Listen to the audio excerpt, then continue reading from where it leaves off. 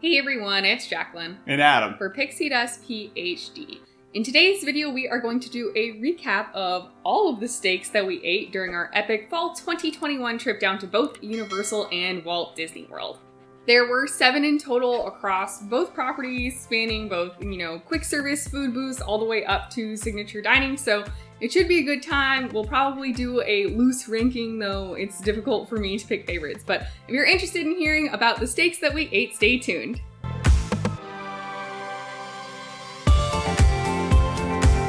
Let's start with the cheap end of things. So we did get 2 steak-like items from food and wine booths. They are, I think, a little bit hard to compare to the other one since it is a booth. It's obviously a much smaller portion. Even trying to imagine it sized up to a larger portion and what would the price be, it's difficult. So let's just sort of take those out on their own. We did get a coffee barbecue beef tenderloin little food and wine plate from the Kenya booth. And then we also got the chimichurri up offense, so a chimichurri steak from Flavors from Fire. The beef tenderloin from Kenya was $6, and then the chimichurri steak from Flavors from Fire was $7.25. Personally, I enjoyed the chimichurri steak more than the coffee barbecue beef tenderloin. The Kenya one wasn't bad by any means. I just didn't find it to be special at all. It is obviously a little bit cheaper, but I think the extra $1.25 was worth it for me to go to Flavors from Fire. And for me, I really like the uniqueness of the Kenyan steak. However, the Flavors on Fire, I think, was just a better overall dish, in my opinion. I think it's just a better cut of meat. We went, I think, a little bit earlier in the day, so maybe it was a little bit fresher. True. Which, is super variable with the booths, right? Yeah. I would get both again, definitely, but I'm more inclined to get the chimichurri steak from Flavors from Fire again. Similarly, I think if we tried to imagine them sized up to restaurant portion size, I would be more attracted, I think, to the chimichurri steak than the barbecue beef tenderloin with the coffee rub. But Adam makes a good point that I think they were different cuts of meat. So that's probably playing a big factor here for me personally. Yeah, I would be interested to try the coffee rub in other situations. On a flank steak or something instead of the tenderloin. Right, yeah, and I think maybe if it was slow cooked and then seared, it'd be really good or something like that. I don't know. Yeah. But I think that just the football booth, the Flavors on Fire, is basically what it was. Yeah. I think that was a really well put together few bites. I agree. And I think they were both Disney Dining Plan snack credit eligible, which there was no dining plan when we were down there. But when it returns, if these are snack credit eligible, they would be a great use of the snack credit. Oh, no doubt. I would 100% recommend that. Moving on to table service, there are 2 entries from Universal. That is the kitchen at the Hard Rock Hotel, and then over at Loews Royal Pacific, we dined at Island's Dining Room.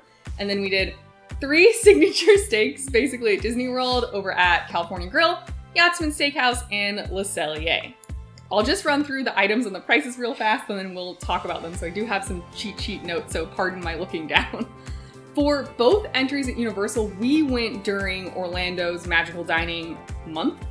So this is a great deal where it was $37 per person, and you got an appetizer, an entree, and a dessert. You, of course, still had to pay tax and tip, but we paid less than what the items were worth, I'm fairly certain. So at the kitchen, we both got the filet mignon as part of Magical Dining. I do think the portion might have been a little smaller than the standard menu size. I personally think it was literally the same entree. All right. In my opinion. I'm not sure. But so the standard filet on the menu is $44. And then at Island's Dining Room, we got a bulgogi ribeye as part of Magical Dining. Again, $37 total. That piece of meat was huge, so I'm certain that is the normal size. And that alone on the normal menu is $40. So we got some really good deals on those steaks. Of course, there were no deals at Walt Disney World. Nope. At Cellier, Adam got the New York strip. It was $52. I got the filet mignon. It was $59. These did both come with a side at least. At Yachtsman, Adam got the ribeye. It was $59. I got the filet mignon again. It was $54. These both also came with a side.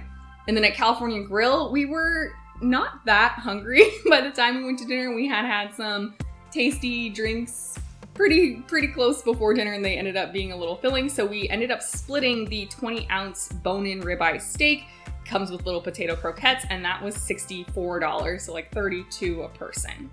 So let's get to a soft ranking. I'm very bad at picking favorites, so I refuse to make this my final and forever ranking. But I would say for me, they were all delicious, first of all. I would eat them all again. The price points, a little rough. Yeah, definitely rough on the price, but magical dining. Yeah, one, if you great. go during magical dining, that's a huge deal for those Universal hotels. And then two, I mean, if you want a nice steak, it just tends to cost a lot, so that's kind of where we're at.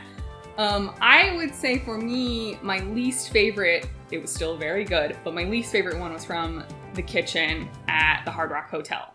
Yeah, I'd have to agree with that. It just was, very much not a great steak in terms. Well, it was good steak, but it wasn't like great compared to some of the other steaks we had. It was just very normal. Like, it was tasty and good, and it was a nice cut of meat, and they cooked it pretty well, but there wasn't anything particularly special about it. Most steaks are good steaks when you get, a restaurant, ribeye or filet, right? I mean, it's gonna be tasty as long as they don't screw it up. They didn't screw it up. So I just want to make that very clear, but I think out of all the other, the restaurants, it's kind of fine lines. You have the service, the ambiance, the presentation, and, they just kind of threw a steak on a plate, right? Yeah. And, the service actually wasn't that great, but they were super short-staffed as well. But again, just comparing the customer service at Disney to Universal is, can be pretty stark at times. Yeah, I'm not going to ding them for service because I do think they were quite short-staffed. But just the steak itself, it was good. It was tasty, but it's just not that memorable. It's not something I'm like, oh, we gotta go back, So yeah. I'm really glad, again, since we did the magical dining, we got such a great deal. It was a nice little escape from the theme parks. We were able to take the boat from City Walk. Everything worked out super well, but I wouldn't go out of your way to get the steak unless it was magical dining. Exactly. I think that sums it up nicely. All right, next for me, so second least favorite, I have to say is probably California Grill. Yeah, I'd have to agree. Maybe it's because we split the steak, or maybe because you like the filet cut. But I think that the overall experience of California Grill was definitely top tier, but the food I don't think makes it quite in the same cut as some of the other restaurants. I mean, again, the steak was nice. The steak was very good, and I absolutely enjoyed it.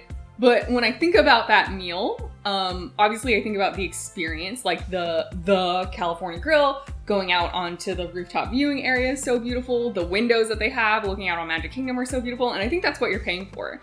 And it's not that the food is bad. It's quite good. But, when I think about the plate that we got for our entree, I more fondly remember the potato croquettes than I remember the steak. Yeah, those were good, though.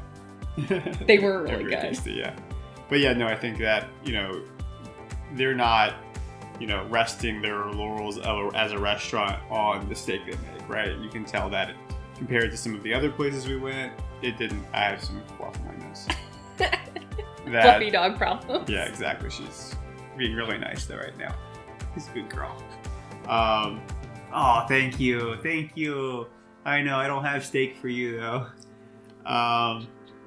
Yeah, no, I agree that there's definitely kind of a tier that we'll jump into shortly, right, when it comes to these next couple steaks. But I recommend going to California Grill for the experience. Wouldn't necessarily get the steak. I think it just made sense for us at the time to get it. We like steak and we weren't super hungry, so splitting something made a lot of sense. And like Jacqueline said, these are all tasty. It wasn't extra special, which some of these were. Yeah, the plating was definitely a step up from the kitchen at the Hard Rock. Again, I don't know if that's just because it was magical dining and they were short-staffed or what, but it was beautiful. Service was wonderful. Ambiance was perfect. And the steak was very good. It just was like the kitchen at Hard Rock. I think it was a steak and there wasn't anything super special about it other than the potato croquettes, which isn't the steak itself. Mm-hmm. All right, moving on. So my sort of middle of the pack then is going to be Island's Dining Room at Loews Royal Pacific. That bulgogi ribeye, I still think about. I thought it was so good. It had that special quality to it where I don't think I had tasted anything quite like that done to that level of execution. And I was really impressed. Yeah, you can definitely tell they took a nice cut of ribeye meat and they had it in this awesome marinade for what must have been quite some time. Oh, at least 3 or 4 hours, I think, because the flavor really permeated through. It was delicious. Yeah, and again, Magical Dining made it such a deal, and it was just, you really don't go to islands for the steak, but they really made a really good dish for us, which was awesome. So I'm right here with Jacqueline that this was not a steakhouse, not a destination place for a steak. Same with all the others on this list. No offense, of course, but highly recommend that steak. It was better than the steak at California Grill. That is one that I would go back for. Obviously, Magical Dining made it extremely appealing to pay $37 for a $40 steak plus get an appetizer and a dessert. But even outside of Magical Dining, I think if I was at Universal Orlando for more than about 2.5 days and I wanted to have one nicer sit-down meal, I would go back there. I would get a glass of wine. I would get the bulgogi ribeye. I don't think I would get an appetizer or a dessert, but I'd spend $60 to $70 and have a really nice dinner. Yeah, really great day after a really nice meal after a long day in the parks. Yeah. So then that leaves the two that will reign supreme. That is Yachtsman Steakhouse and Le Cellier. These are both signature dining experiences over in Walt Disney World. They're also both obviously steakhouses. So that is the thing they focus on. And I think you could really tell. For me, if we're talking about the steak alone, Le Cellier wins. Wow. Okay. Yeah. Controversial opinion, I guess. Yeah, for me, I think that, it's so close, first of all. But for the sake of, and again, as I think back on these meals, I think for me, sometimes they interchange with each other because, memory is fickle. But I think that I got two different cuts of meat at both steakhouses, so it's kind of a little hard for me to compare. But I would say that the Yachtsman, dry-aged ribeye, with all the accoutrements, focusing in on the steak, on everything's about the steak. Yachtsman, I think, edged out for me there. I think my overall experience, though, was probably better at Le Cellier, just because of the service, and we closed down the park. It was closed down the park. It was this very memorable night that I really enjoyed. I think also Le Cellier has the ambiance is pretty different than at Yachtsman. So you're in a cave, you're in a cellar, which seems like it would be annoying, but they theme it to be actually really delightful. Yeah. And I found that I don't know if this was because of COVID, but the tables were spaced very far apart.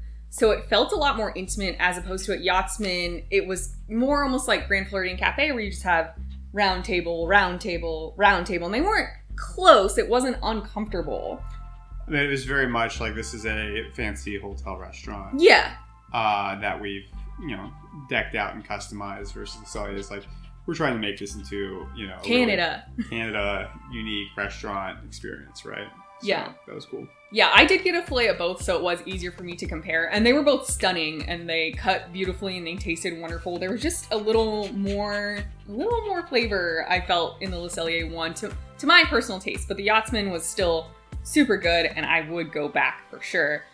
For like an average person, I would say the prices are relatively interchangeable. Like, I think... Yeah, but one's in a theme park. But one's in a theme park, right. So one not as accessible. Le Cellier is in Epcot, so you have to have an Epcot ticket. You have to have a theme park ticket and an Epcot park reservation.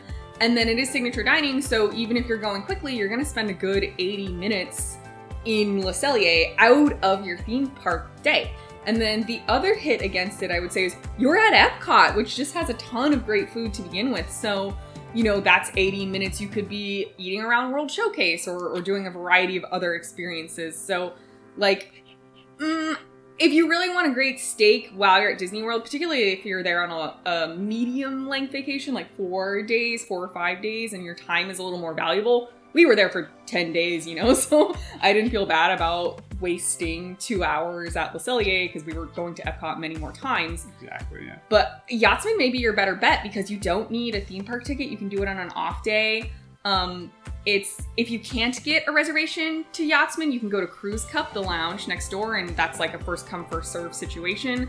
But honestly, it's a lot easier to get a reservation for Yachtsman Steakhouse than it is for Le Cellier in my limited experience, but I think that's generally what you'll hear people say. It's a much smaller place for sure. Yeah, Le Cellier, I think the demand is just really high. And for whatever reason, the demand for Yachtsman's a little bit less high. So it's just easier to snag that advanced dining reservation, which can be very tricky and very frustrating. Mm-hmm. I will say, looking past the steaks, I did like the sides, the accompaniments at Yachtsman significantly more than at Le Cellier. Those ones were good. I had tried, you got an au gratin with yours at Le Cellier. Oh, that's so good. It was tasty. My friend got fingerling potatoes that she shared. Those were very good. Mine came with mushroom truffle risotto. It was good. But then over at Yachtsman, there was a potato au gratin also that was like the best au gratin I've ever had. It was really rich though, which was, I probably ate a little too much of it. I left that meal feeling very full and very heavy. But dang, those potatoes were so good. I got mashed potatoes with my filet at Yachtsman, and they were tasty, but I would go with the gratin. I would skip the mashed potato. It was good. It wasn't anything special. They both have the same amount of butter, but one has cheese. So there you go. Yeah, I don't know what they did to the potatoes au gratin. I've never had anything like it though. So A++. Cheese, butter, broiler, chef's kiss. But right? like magic? I don't know. Magic, fairy dust, right? Yeah. Pixie dust. Pixie dust. Excuse me. So yeah, I don't really think you can go wrong at either Le Cellier or Yachtsman. I think, depending on your itinerary and your preferences, my general advice would probably be to lean to Yachtsman, but I really enjoyed both. I don't think we'll go back every trip necessarily, but it's definitely going to be one of those things where like, oh, if a last minute lunch Le Cellier reservation pops up, like I'm going to think about it and it's going to be a tough choice to say no. Yeah, hopefully Epcot's opening before 11, right? Oh yeah, that also was a little bit of a bummer for our Epcot eating journeys. Yeah. And this is subject to change, of course, but when we went, the Disney Visa credit card, the Disney Visa Chase Rewards credit card, whatever the full title is, you did get, I think, a 10% discount at Le Cellier, but only during lunch. And we went during dinner, so that didn't apply. And then, of course, if you're a full DVC member or if you're an annual pass holder, there's going to be various discounts. But for us, where we don't have annual pass holder affiliation, we're not full, proper DVC members, so we don't get any of those standard discounts. The only ones we can really access are through that credit card. And I don't think they had anything at Yachtsman, and then Le Cellier was only for lunch. But like, I don't think that the food's going to be any worse at lunchtime at Le Cellier, so... Yeah. That's something to think about too if you're looking to save a little bit of money and aren't part of any of those affiliate groups. Yeah, I would just recap that the difference between these two restaurants is a very fine line. So minor. It really depends on your party, but if we just are focusing on the steak itself, I think that Le Cellier does, an amazing job with their steaks.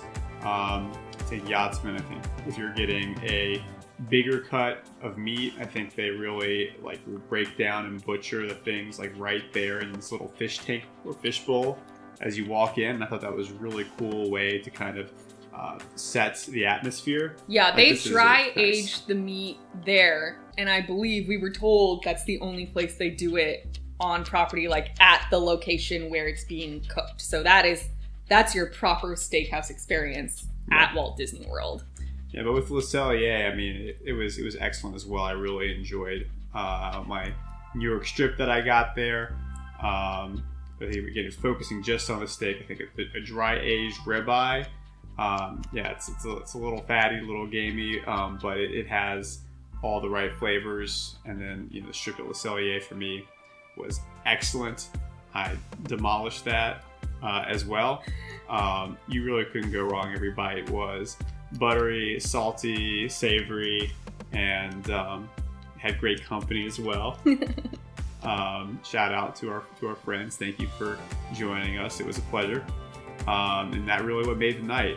The steak was kind of a side to the company. That's true in both cases. But it was excellent. Yeah. So if you're looking for a steak, you really can't go wrong with Yachtsman or Le Cellier. California Grill, I would probably get something else. I don't think... It's a totally different menu right now. They switched over to a prefix for the 50th anniversary, so I don't even know if you can get it. But, if there's a steak on that menu, I might get something else instead. I've heard the sushi there is really good. The booths for food and wine or whatever festival is going on at Epcot, I think those are tasty, and they're a little expensive for the portion, but they're really good for the most part. It is, as Adam mentioned, a bit hit or miss because they do sort of pre-make a lot of food and it sits under a heater. So it depends on when you get it, but they're good for sure. And then, yeah, over down at Universal, I mean, that Island's dining room bulgogi ribeye, I think, is pretty special. Yeah, I mean, either we got really lucky or it's really good and deserves a spotlight from us, though. It was excellent. Yeah. So we normally, when we're home, we eat steak a couple times a month. Like, is it on sale at the grocery stores? Right, yeah. Basically the deal. Obviously, we had a lot more red meat during vacation than we would normally consume, but hey, that's what vacation's for. It was definitely a splurge trip for us, and we made the most of it. Yeah, well, when you've been waiting, 18 months to go on a proper vacation, you want to go big, right? We saved a lot of money. It's fine. Yeah. But, I agree with Jacqueline. Really loved and on a separate tier were the actual steakhouses. I mean, you're getting what you pay for to a certain extent, but don't sleep on the bulgogi steak as well. Yeah, and that's only $40. During magical dining. No. It's $40 on the menu. Oh, yeah. If you just get the steak. Yeah. So, the steaks over at Cellier and Yachtsman are going to be like $55 to $60 for the most part. I'm sure there's a few that are outside that range, but slightly more expensive. But yeah, so that's our recap of all of the wonderful steaks we ate. None of them were bad. I regret nothing. Some of them were better than others, but, and then the top two really are just so neck and neck, and we're being extremely nitpicky, and you'll have a wonderful time at either Yachtsman Steakhouse or Le Cellier.